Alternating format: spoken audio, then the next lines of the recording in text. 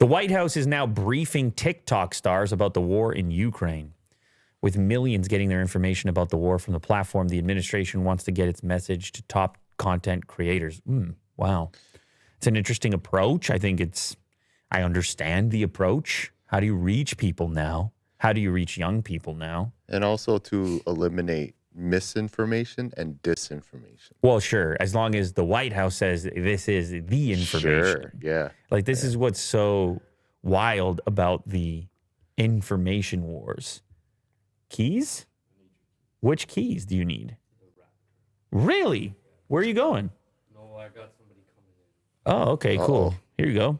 Mo's doing a quick audible. Maybe he'll join us later. Mo, can you give us the word? Yeah. Mo's going to join us later.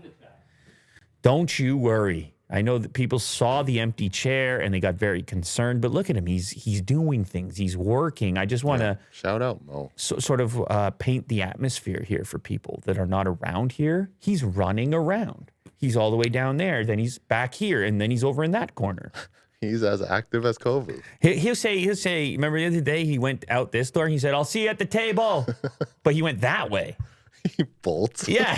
You're just like, wow. And we see him on the security cameras. Full speed. You never know what Mo's up to. But anyway, so yes, everybody gets to decide what is the truth. In the future, everyone gets to determine their own truth, and they get to call that information, and then they get to call everything else misinformation. Yes. And so the difficult part here is determining, it's who watches the Watchmen, who decides what is the real stuff and the fake stuff, and what does their incentive structure look like, and what side of the spectrum are they on. In Russia, they're calling what they're putting out information. In Ukraine, they're calling what they put out information. You know the gap between those two platforms? Yeah, it's like black and white. You know the truth gap between those two platforms? Whoo, that's a delta. That's the terminology for that. That is a big gap. I need to draw it out for people because, well, it's one of the reasons we want to do this show as well. And we have our own version of it. As we read through the web. The Canadian version. You know what? So be it. As we read through the internet and we attempt to discern or discover the connections between this variety of inputs, and then in hopes that that combination of things might actually grant you some insight into some truth. Yes. Good luck. Good luck. Sometimes yes, sometimes no. And people are constantly looking at our sources and saying, well, why are you using that source? Or why are you using that source? And then they say, they're looking at this story right now. We're only seeing the Washington Post. They're saying, well, that's Jeff Bezos. Or God forbid you bring up Babylon B. Never mind Babylon B, but I'm saying even if you bring up CNN or Fox News, and then people, they think that they can discern something about us just from the existence of a particular set of words on a page. Sure. But what we're really doing is selecting for pages and information that has action. In other words, other people, tremendous number of other people are interacting with. That's a key. It's not like we're saying, hey, I wake up in the morning and I read only Fox. No, it's everything, because this is what humans are interacting with. And this is how humans are determining their own truth, their perception of truth. And so by you watching this show and seeing this variety, as much as it might bother you to see some source that you frequently disagree with, it's useful to you to know what those people are talking about and how they're perceiving the world, because ultimately you will have to work together at some point to coexist. By shutting it down and shutting it off, regardless of your perspectives, there's an information gap that you're granting. You're saying, I'm fine with this information gap. Yes. But you get further apart in that reality. It's also the argument around the banning of people, which doesn't happen too frequently. And then the fact that people in groups get siloed off and the enemies grow. And the conflict grows as the groups get siloed off and become more radical as the dialogue and interface shrinks. So anyway, this is the Washington Post, but you will see, I promise you this, you will always see a wide variety of sources on this show from all ends of the spectrum.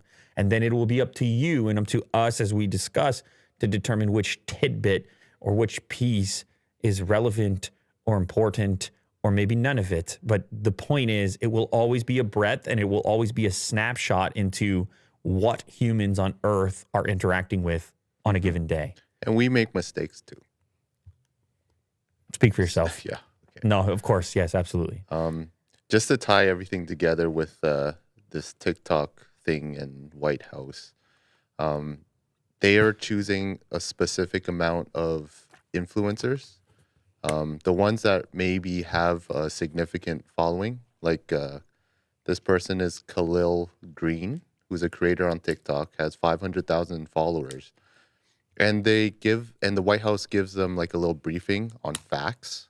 So even though there's so much information on TikTok about Ukraine and Russia, this allows them to maybe be more of a broadcast for the Gen Z people.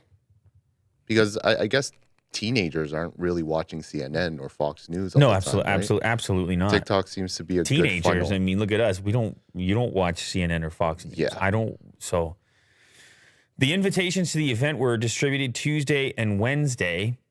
Khalil Green said he wasn't surprised when an invitation arrived in his email inbox. People in my generation get all our information from TikTok. He said it's the first place we're searching up new topics and learning about things. So he figured it made sense that the Biden administration would engage people like him on the platform. What did they say in the briefing? We recognize this is a critically important avenue for the way the American public is finding out about the latest. I'm just curious what they're saying in their actual posts that have been prompted. Okay. So here's one of them.